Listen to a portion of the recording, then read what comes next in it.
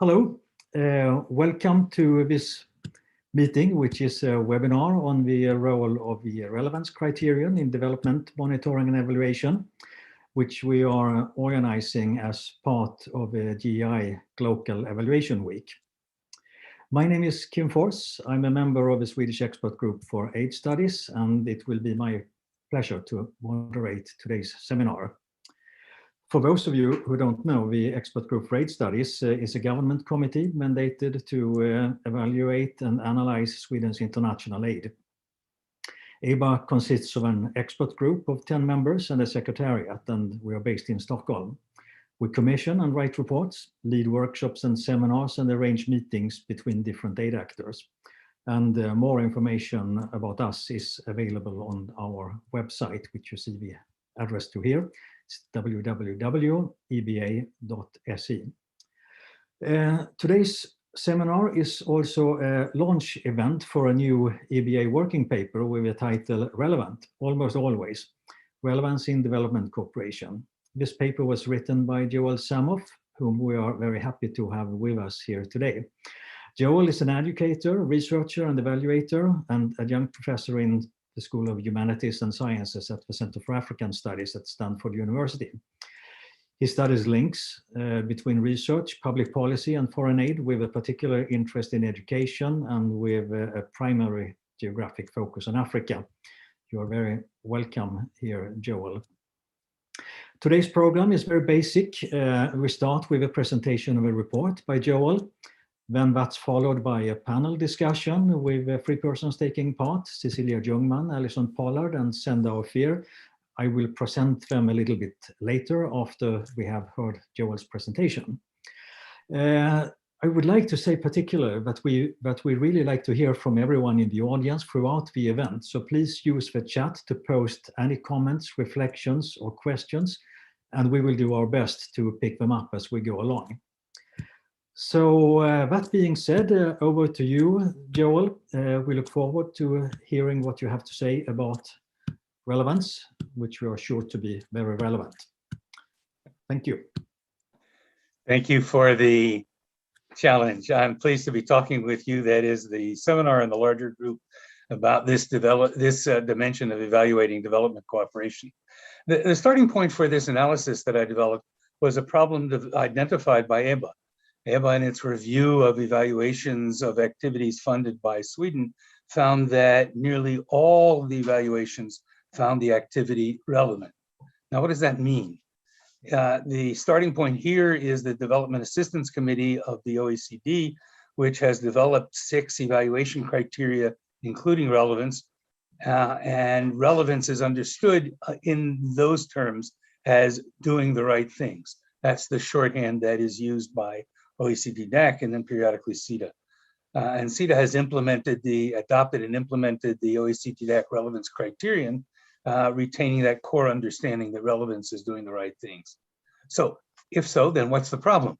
If everything that CETA does is correct, then surely the task is a big celebration for the success of CETA, and that's perhaps indeed appropriate.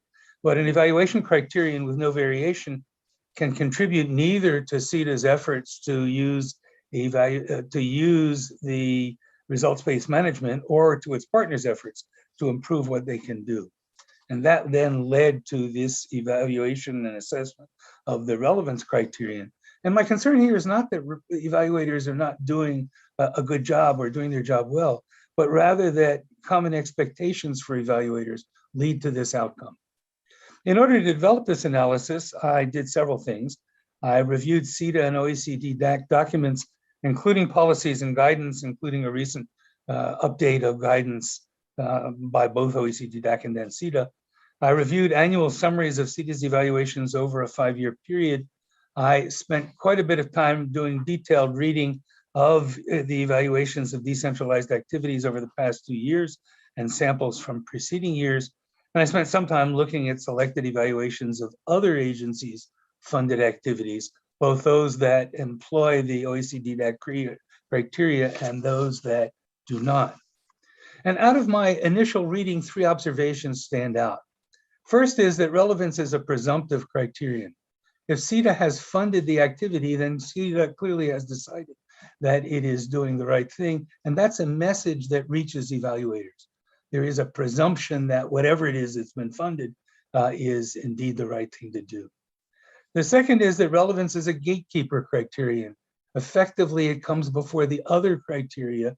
What indeed would be the point of spending time, effort, and energy in assessing whether or not the wrong thing was done effectively or efficiently or in a sustainable manner? And a third observation has to do with the complexity of the criterion itself.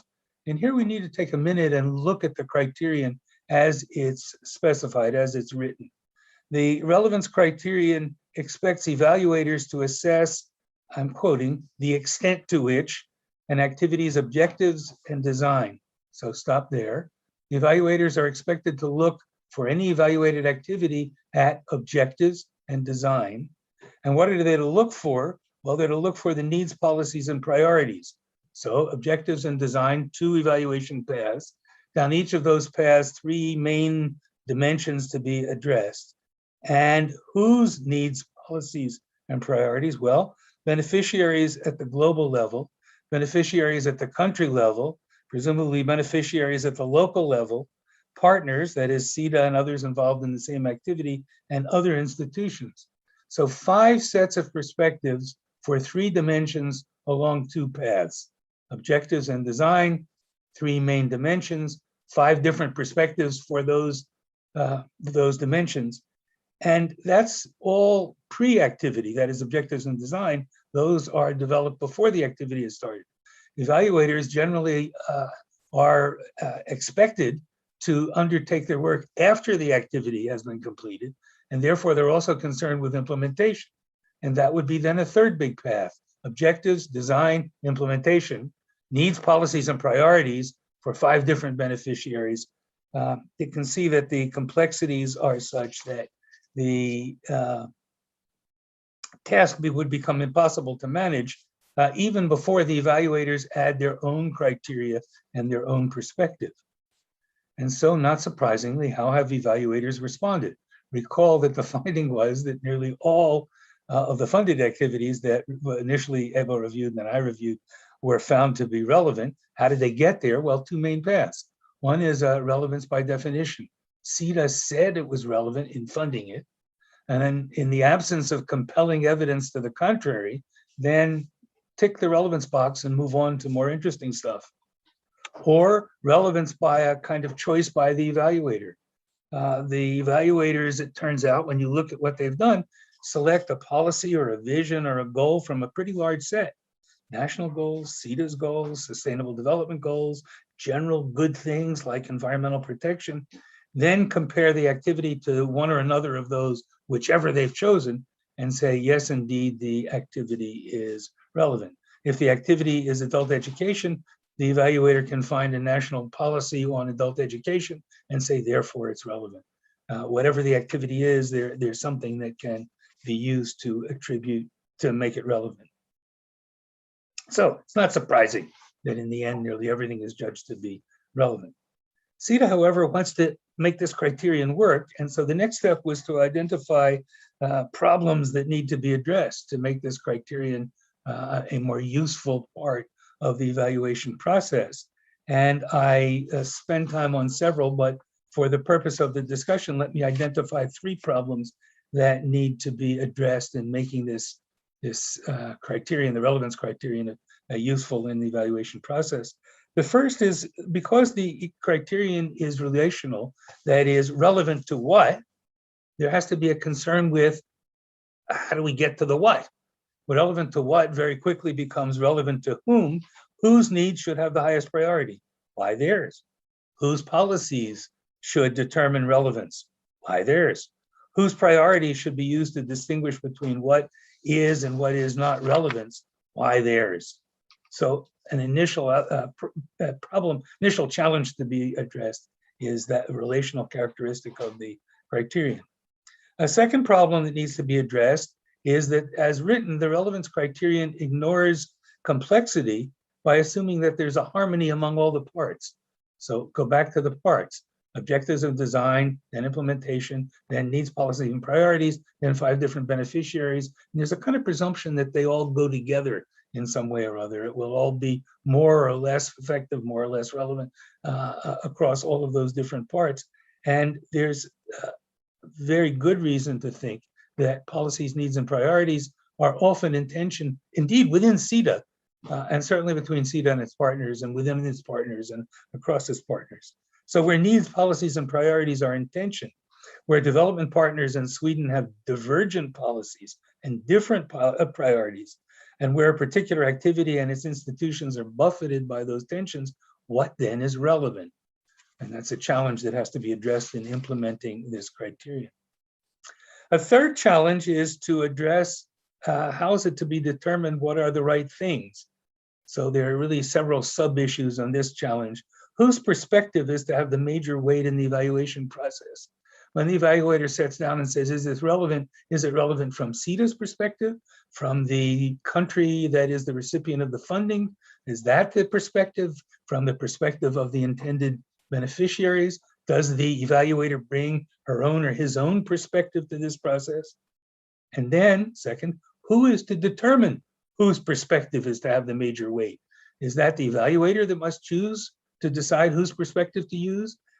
Is that the country that tells the evaluator which perspective to use? And third, once the perspective gets sorted out, who is to make the assessment? Even where there is agreement that it should be the beneficiary's perspective that is to be used, is it the beneficiaries that are to make the determination from that perspective? Or is it the evaluators who are assessing whether or not, from the perspective of the recipients, the activity that is being evaluated is relevant?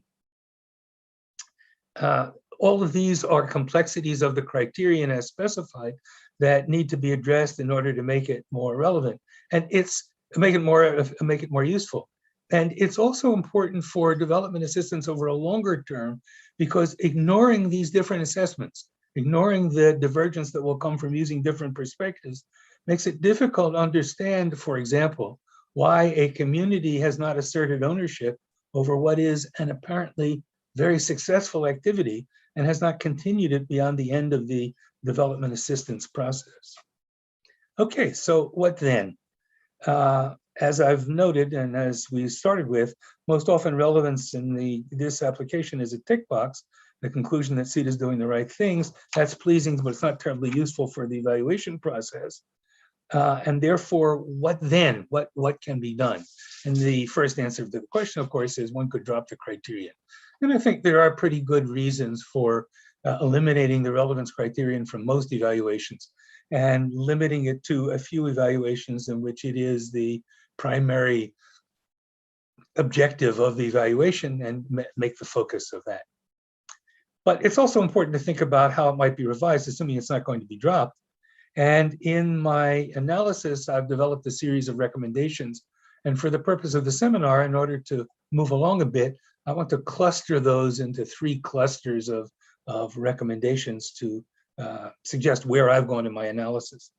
The first is several recommendations to reassign responsibility for who it is to assess whether or not the activity is doing the right thing. There is a pre-activity assessment, and CETA is already doing that. And therefore, it's appropriately located on the CETA side of the story, or the funding agency. We could substitute DANITA or NORAD or USAID or some other funding agency. But on the funding agency side of the assessment, it's already happening. It could become somewhat more systematic. It's not an easy task, and it could be developed more clearly. On the post-activity side, it seems to me it's now timely to have the partner country evaluation institutions have the primary responsibility for the post-activity evaluation of relevance. Indeed, that's very clear in CETA's guidance. CETA says that its development partners should have the major responsibility for evaluating supported activities. And here's a good opportunity to implement that much more directly. Now, that's not straightforward, and many recipient countries do not have very well-developed evaluation institutions. So there will need to be support on that front as well. But the principle could be clear. that the post-activity evaluation of relevance could be relocated to the recipient side. A second cluster of recommendations focuses on improving the implementation of the criterion. And there are two branches that I want to mention here. One is that CETA has an obligation, or really important for CETA, to be clear on not only what relevance is, but in whose terms it is to be assessed. And that is a key issue in assessing relevance. And CETA needs to be clear from the outset which perspective, or CETA and its partners need to be clear from the outset which perspective is to be used. There is extensive guidance from the OECD DAC and from CETA, but when you look at the evaluations, you can see that there's a big gap between the guidance at one end of the story and what it is that evaluators are doing at the other end of the story. And in between, there are many steps and many participants. And so the fact that the guidance offers some thinking on that does not mean that evaluators have gotten clear instructions on the perspective to be pursued. The second focuses on the, at least in English, language confusion of the term relevance, which in its everyday usage has more to do with appropriate or connected, not necessarily correct. And as I read the evaluations, I see evaluators who wander between those two. So think of a real quick example, a set of activities that are intended to improve science instruction in schools in a recipient country. And there's funding for new textbooks and for revising the instructional materials and for equipping the laboratories with Bunsen burners and microscopes and providing computers and managing the uneven electricity supply. And it's straightforward to observe that all of those activities are appropriate, that is relevant. But a careful study might show that the biggest obstacle to improving science education has to do with the competence of the teachers. And in the terminology of the research of the era, all that other stuff might explain 5% of the variance, and the competence of the teacher might be 95%. And therefore, spending a good deal of money on new textbooks may be a great idea. It may be relevant in the sense of appropriate or connected, but it's not the right thing. And for evaluators, that wandering between those two leads to this outcome. That is, evaluators say that the activity is appropriate and then conclude that it is relevant. That is, that it's appropriate and that therefore it's correct. A third set of recommendations focus on strengthening partners' role in the evaluation process more generally, and particularly in assessing relevance. And I've already mentioned that, and I've already pointed out, as I've pointed out, CETA, that's very consistent with CETA's own guidance and its own orientation. And so here's an opportunity to focus clearly and directly on improving the strength, the ability of partner country institutions to undertake evaluations, and also to implement more fully participatory evaluations in which those who are the beneficiaries of the funding are themselves active in the evaluation process. CETA's guidance says that that's important, but that's rarely undertaken, and it's rarely given much weight in the evaluation process. And it seems to me clear that the advantages of participatory evaluations, there are problems, but the advantages of participatory evaluations can prove far more consequential than their limitations.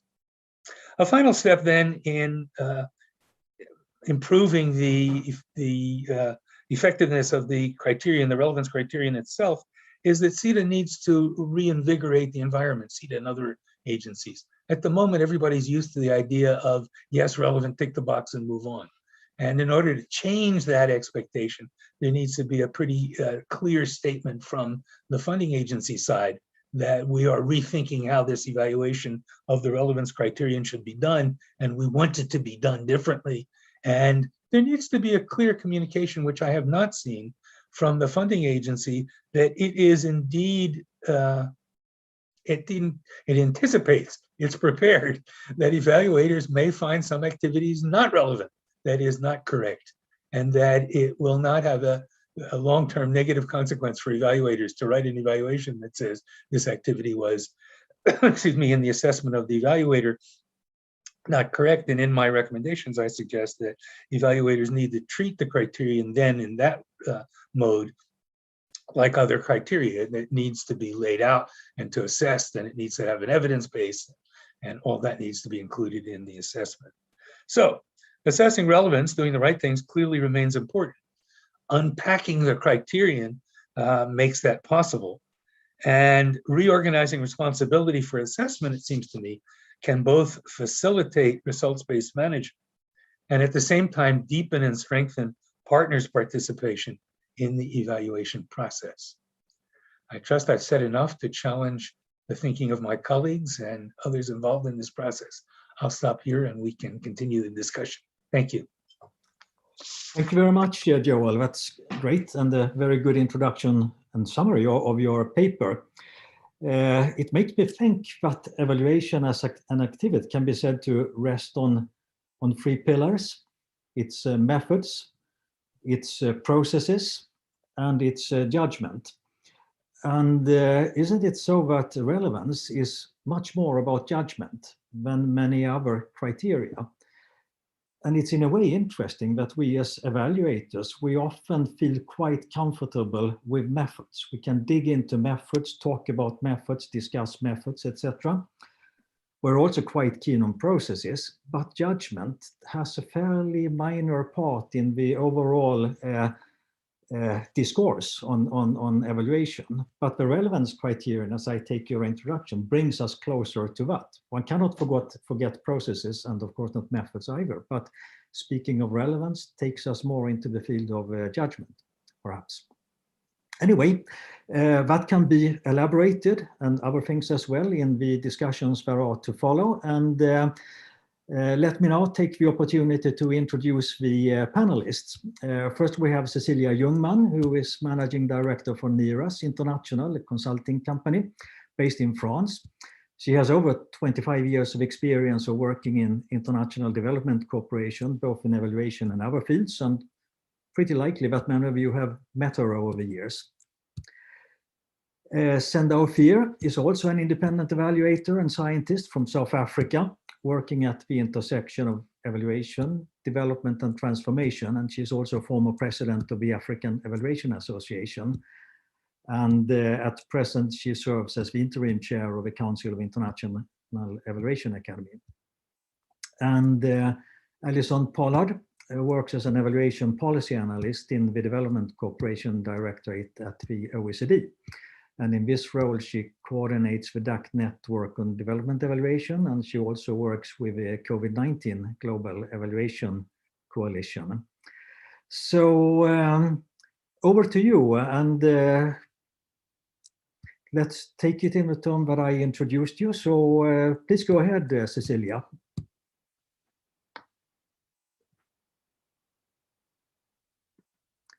Mute. Thank you, Kim, and thank you, Joel, for your excellent presentation and your very interesting report that raises important issues. And I think it's clearly clear in the way you've raised the issues. It's very well written, and I really welcome a much needed discussion on this criterion. My favorite parts, I have to say, of your report is when you illustrate the complexity of assessing relevance, and you do that in matrix forms, which shows the complexity in relation to donor policies, country level policies, local policies, and the needs of the target groups or rights holders. And I think that can be a very useful tool going forward, particularly for commissioners to figure out what part of this relevance question is important to address, because not all of it is always important. As you point out, many of those issues should have been perhaps addressed in the appraisal of the assessment. Why are we as evaluators, and we ask ourselves this sometimes too, why are we evaluating something that's already been assessed? And then it becomes first of all, quite boring as an evaluator to just reassess what's already been assessed. And there's often, it's in relation to a policy. So there's not that much extra to add. But that comes to my first point of what is, why is this included? And when we do ask our commissioners, why did you include this relevance question? Sometimes it's because, oh, we thought we needed to include it. But I think many times it's because they want the view of an external eye on, did they assess this properly, right? Fair enough, but again, it could have been done earlier on in the process. Or they say, we want to continue this support and we want an external eye in this appraisal. Again, something that can be done separately. But there are many times where I think the relevance question is brought up and is appropriate. It has to do with changes in policies. Is it still relevant to this policy when we get asked to brought in? Is it still, is it relevant to other policies that maybe weren't analyzed appropriately in the first round, for instance, gender equality or conflict sensitivity? Or is it still relevant in a new context? Perhaps there's change, perhaps the country has democratized, or perhaps the IT revolution has changed the setup, and therefore is this still relevant? Another time where I've been asked to look at relevance is often when there's different views amongst the users of the evaluation, the key stakeholders, and that can be quite troubling. Many times there's a view that what we are about to evaluate isn't relevant, and therefore you need to come in and show this. And I'll give one example. Many years ago, I was asked to lead an evaluation of mine action, and there was a lot of discussion that is mine action really relevant? It's a lot of money. It's incredibly expensive. Can't we just build a fence around these mines and then give people what they really need? They need schools. Education is important. Why are we wasting this money? So there was this tension between different views and of stakeholders. And it turned out this was an evaluation where we did have a lot of resources and ran lots and lots of focus group discussions around the world, globally, and found that, not surprisingly, that amongst the hundreds of people from different communities who lived in mine-affected areas, guess what? They did think the survival of their children was more important than the existence of their school in their community. Their first priority was survival, right? So that gave policymakers, yes, it is relevant to the needs of these people. And I think after that discussion of putting fences around mines came to a stop, at least in Denmark. The other part you mentioned, the idea that in most cases relevance doesn't need to be looked at. I would agree in terms of policy, but I think for design, I think it's super important to look at relevance. Is the design relevant? And I think we work a lot, my colleagues and I, in looking, and there we try and look at the theory of change. Does this actually work? Because in the end of the day, what are we working towards? We're working towards solving a complex problem, a problem that needs change in behaviors, change in attitudes, change in practices of people and organizations. Are these different activities that lead to these outputs actually going to lead to this change? And what assumptions underlie that? And I think that's where relevance has a really important role to either, if that chain hasn't been sort of mapped out, it's the evaluator's role to come in and look at that chain. Does this actually make sense? Are these assumptions correct? And so I think that's where we need to focus a lot of our relevance work. But I'll stop there and let my colleagues come in. Thank you, Cecilia. And I think we'll take the three panelists for a start, and then return to you, Joel, to see how you make sense of all the different comments you've had. You might be able to respond to several comments in one go, or however you choose to do it. So over to you, Senda.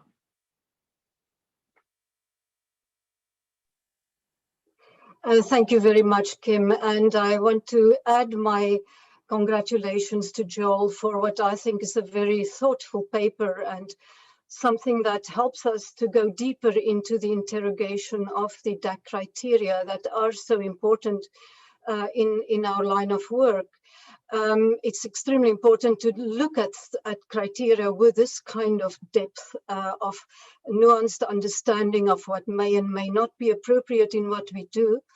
And then at the same time also, of course, study other criteria, like, for example, the Blue Marble evaluation criteria that's relevant for transformation, humanitarian criteria, and also other development evaluation criteria. Still, the DAC criteria are very powerful and therefore worth spending time on.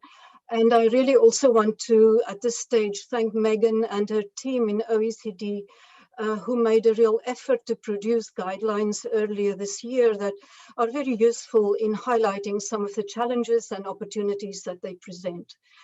I found what Joel wrote really resonated with my own experience as I often review and assess evaluation reports, and of course also do them myself. I'm often quite shocked because by the conventional reports, by how there's usually a context description in the beginning somewhere, and it's always quite shocking how very far removed that context description is from the assessment itself. So on a very practical level, that's something that can be strengthened in order to also reflect some elements of relevance already in that. But I actually want to talk about three quick points very briefly. The first two actually relate very much to the Sustainable Development Goals.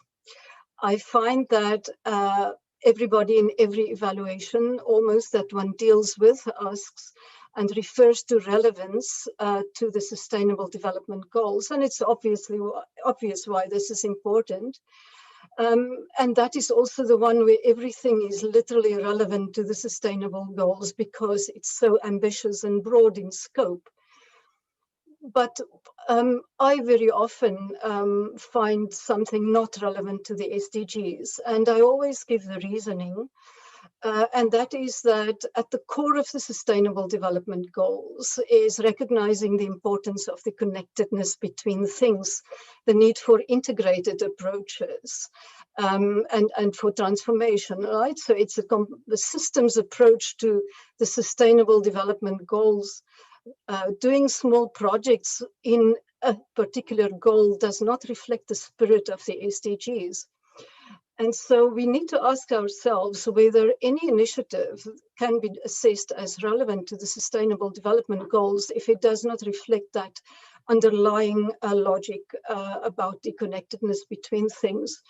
And so systems approach in an intervention is extremely important if it is to be relevant to the SDGs. And a second thing that also relates to the Sustainable Development Goals, but also reinforcing something that Joel had highlighted.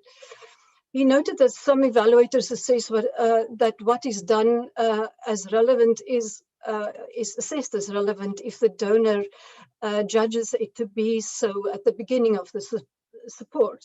Now, obviously, this is not so because contexts change, and it will be very inappropriate to say that after 5 years, something that was 5 years ago relevant is still relevant, unless it's really, again, very deeply interrogated along the lines that Joel mentioned.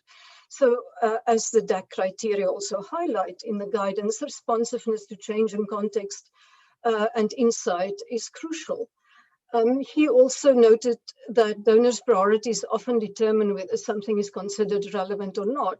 Well, this is unacceptable because it is not the donor priority that counts. A donor is irresponsible if they do not obviously take the local conditions, perspectives, needs, and so on, with all the complexities that Joel explained, into account. So just to alert that any criteria that displays a significant amount of donor-drivenness should be interrogated and avoided. And it places the responsibility on the evaluator to make sure that the rationale, a good justification, is in place to make clear why that is not will not be appropriate, and that local understandings of relevance are very important, as he highlighted. But what I really want to point out, and it remains in the realm of the world and life as a systems perspective on life and on development, is that there is an important further issue, related issue, and that's to do with a link between relevance and timeliness. Because in low-income countries in the South that have to develop from a very low base in everything, the timing of an intervention is actually very important. Complexity concepts highlight that any particular intervention must be done at the right stage of development in countries where there's not just a tiny change needed in a sector or in a particular policy, but where everything starts from a low base, as you typically get in the LDC countries. And a typical example is the principle of no one left behind in the 2030 agenda. So everybody does it. Everybody would say that a no one left behind intervention is relevant.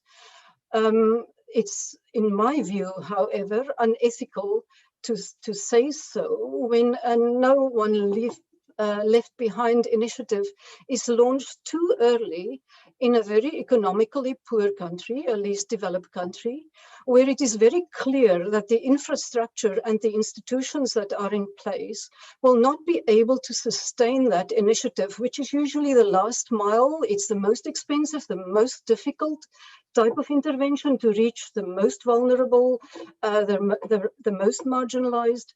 In really poor countries, this cannot be a priority because there is no way in which they can sustain that intervention after the donor is left. So it leaves them with a burden of activity in which they cannot succeed. So that's something that I think needs to think very carefully at what stage of the trajectory of development of a country is an intervention relevant and when it is not. And this just brings me to my last quick point, and that is that how we report in our evaluation convention really does matter. And I've for some time been really concerned about the fact that we are constantly being asked to write shorter and shorter reports. There are many other ways in which we can communicate, but let's talk about the reports. What is missing in these reports is the evaluative reasoning, the good justification for assessments.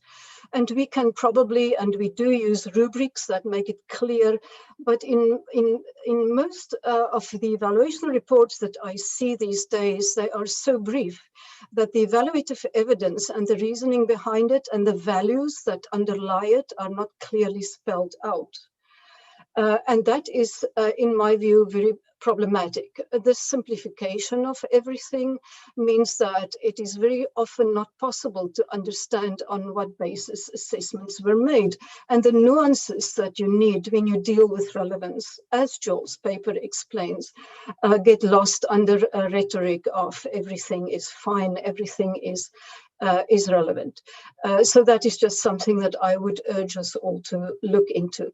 And then a final point,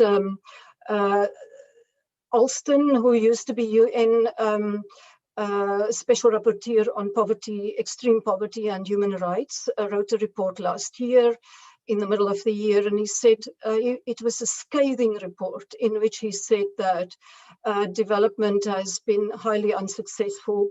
Poverty reduction has been highly unsuccessful.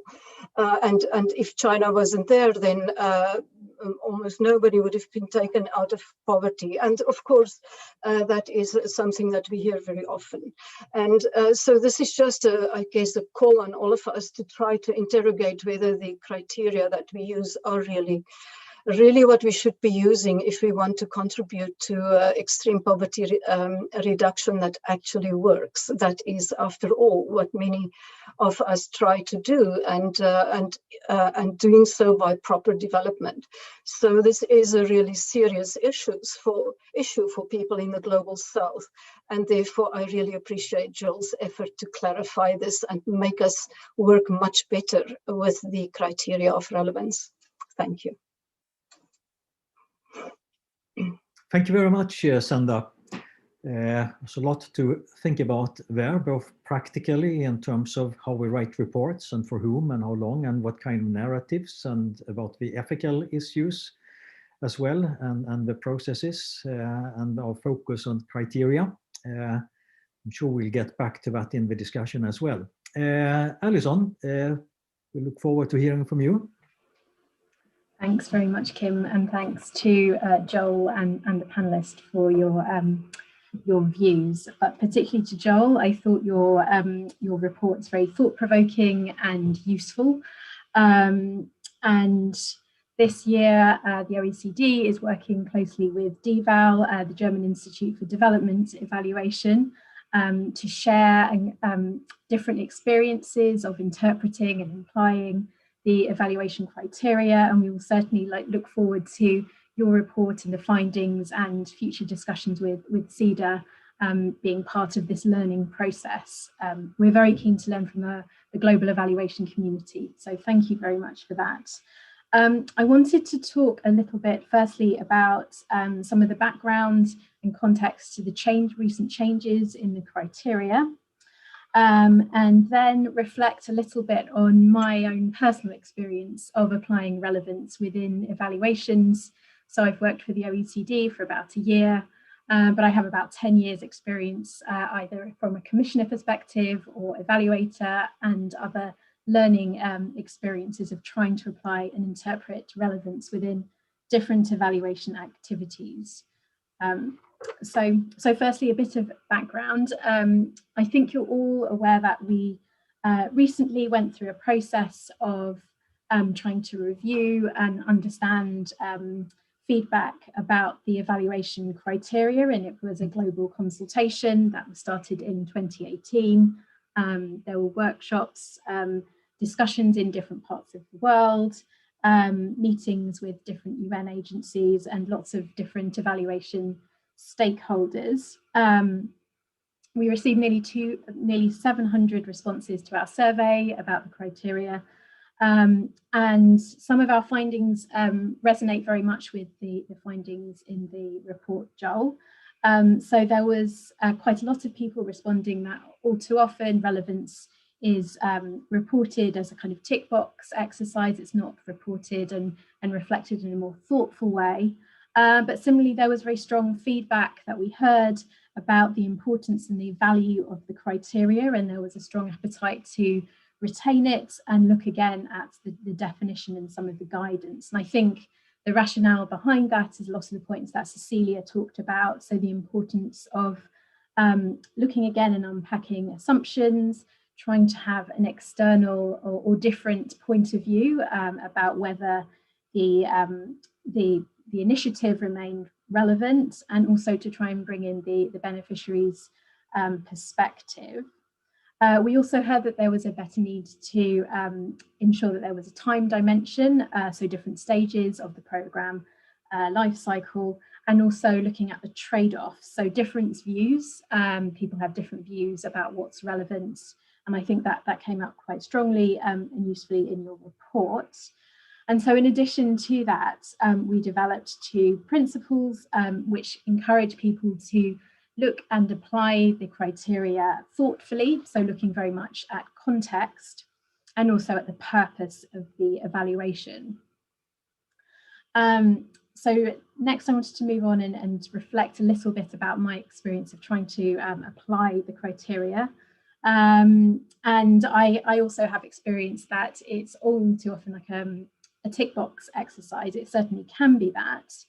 But I also have found it a really important lens to use to try and shape evaluation questions and ways of thinking that reflect much more on the voices and experience of more marginalized groups that different initiatives are trying to reach out to, and as a way of kind of sharing and understanding lived experiences, needs and priorities, rather than the donor's idea of relevance. And I found it quite a powerful tool to engage different people in those conversations about the value of that within hierarchies of organizations, and also as a tool within evaluations. I completely agree with you that there's a need to prioritize, explain and justify how you've defined relevance within the evaluations, but also within the wider group that you work with within the evaluation process, and to kind of tease out how you're going to prioritize your resources, your questions and work. And I think this is an important part of the evaluation process, to be honest. It's recognizing that there are tensions between different groups in terms of their needs and their views of relevance. And to me, that's quite an important part of an evaluation. It's bringing those discussions about conflicting priorities, differences to the forefront. And I guess I've also used the criteria to think at a micro, so a project level, and a wider systems level. So at the macro level, what does relevance mean? So sometimes I take your point that a project may be assessed to be relevant in terms of the immediate needs of the community. But when you look at the bigger picture, the economy, when you conduct a wider political economy analysis, it's a different picture. But I certainly have used the criteria as a sort of lens to shed light on those differences and to try and bring discussions and findings to decision makers about what that means for future ways of working, different investment decisions, different programmatic choices, that kind of thing. And so my kind of aspirations and hopes for the criteria in the future are very much that different institutions, different agencies will think much more thoughtfully about how to interpret and apply the criteria, but particularly to think about the leave no one behind agenda. I take Jacinda's point about the importance of considering timeliness and a time trajectory within that. But I think having a criteria that allows people to think about that point of view is very valuable. And also within the context of the pandemic, I know certainly Alison Evans has talked about the relevance of the criteria relevance, really challenging us and to think about how different initiatives are adapting, working, are they kind of relevant to the needs of the people in the groups that we're trying to reach and work with. So those are some of my hopes for the future. But in particular, within the report, I very much welcome the recognition of the contested nature of relevance and the importance, I think everybody has talked about, of developing terms of reference and thinking about ways of working to recognize that there are differences, trade-offs, and sometimes there are just remaining conflicts and differences of opinion, and using criteria as a lens to kind of shed light onto that. I think it's a really helpful recommendation that partner countries can lead assessments of relevance. I would like to see more partner countries in the driving seat of those evaluations. And likewise, your recommendation about only applying relevance when it's valuable, like certainly there's always a trade-off when you're working on an evaluation about what you work on, what you deprioritize, how you work with others. But I guess a note of caution is that when relevance is neglected, I think in evaluations sometimes unintentionally, it's a conduit for less participatory approaches, less reflection on the assumptions that you are doing the right thing. So important to kind of keep that in check. And I look forward to continuing the discussions and hearing the thoughts of other members of the panel and also people in the audience. Thank you. Thank you very much, Alison. Thank you, all of you. And I'd like to remind those of you who listen here to post your questions either under the Q&A button here or in the chat. Joel, over to you to reflect a little bit on what we heard from our colleagues. I will try to be very brief because we leave some time for a further discussion, but I want to highlight 2 or 3 points. Thank you very much, colleagues, for your comments, which are informed and instructive. Let me start with the last, and it's really a question back to Alison in the revision of the DAC criteria, which is an activity, a recent activity. It's not 10 years ago or 20 years ago, it's a recent activity. Your point about using relevance as a lens is a very powerful and exciting point. So then why not do that? Why wasn't the decision made, and why shouldn't CETA, in its own initiative in making use of the DAC criteria, step out and say relevance is not really quite like all those other criteria, and therefore it should, that's effectiveness, coherence, effectiveness, efficiency, impact, and sustainability. It's not quite like all those other criteria, and therefore we're going to use it as a lens. We're going to break it out from the pack and not make it one of the 6, but use it as a lens and really conceptualize it that way. And I think that's very exciting. And I think there's great ground for making progress down that avenue, and literally saying it's not simply one of the 6. I should have noted, and it's important to note, that CETA has added additional criteria beyond the 6 that it draws from DAC. And they're all in the CETA list, but that means then to an evaluator, here are the 6 criteria. And then there are another 4, and then they each have their own complications. And so without some greater guidance on what is to be done, evaluators wander about and do whatever they choose, and then it makes it really hard to compare. So great idea. Relevance as a lens, but then implement that. Figure out how to make that work and not simply one of the criteria in the list. All of my colleagues have mentioned the importance of context, and we all agree on that. And an evaluation needs to be attentive to context. Zenda was clear that often there's a context section and then somehow that's disconnected from everything else that's been said, and that really weakens the value and utility of the evaluation itself. Yes, indeed. But we should all know what is the direction. I work in education, so I'm most familiar with evaluations in education these days. And the big trend, of course, is toward randomized controlled trial-based evaluations. That is, evaluations set up as quasi-experiments. And the extreme end of that is randomized controlled trials. In my own work, I've written about the limitations of that, but we shouldn't mislead ourselves by ignoring what is a strong push in the evaluation community to do the opposite of context attentiveness. It is a dissection out from the context, and basically an effort to ignore and disconnect from the context. So yes, we all agree, context is important. Relevance as a criterion, as Zenda has hinted, is time-bound. And so, and all of you, Cecilia made the point as well, that something is relevant at one moment may not be at another, and part of the task of the evaluation is to sort out, excuse me, those dimensions of all that. And one final comment for this round, I have lots of things I'd like to say, but one final comment for this round is to come back a bit to Zenda's comment about perspective and whose perspective should matter. It's not, I think, as straightforward as you suggest. We can all agree in the beginning that if the purpose of development assistance is those who are the recipients of the development assistance, then their perspective should prevail. But it's not the case that there is a single perspective at the bottom end of that chain.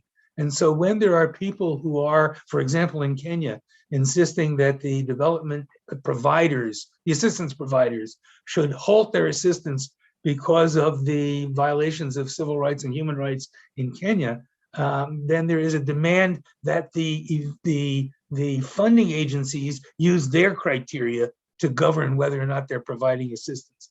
The clearest example for Africa is the initiative initially actually by Swedish feminists to insist that countries pay attention to girls' education. And it's very clear that that would not be on the agenda in many places. Indeed, there are places that specifically object to that expectation of the funding agencies, that they pay attention to girls' education. And at the same time, there are organizations within the recipient countries who are encouraging the funding agency to lean heavily on that issue. So it's not so straightforward about what is the orientation at the recipient end of the chain, and under what circumstances is it reasonable for the funding agency to say we have a global objective that should inform and guide the funding, even if that global objective is not shared by the government of a recipient country. Let me stop there, Kim, and make sure we leave at least a bit of time for others to join the discussion. Thank you, Joel. Yes, we have a question concerning beneficiaries and how beneficiaries come in to both validate criteria and get engaged in the contextual assessment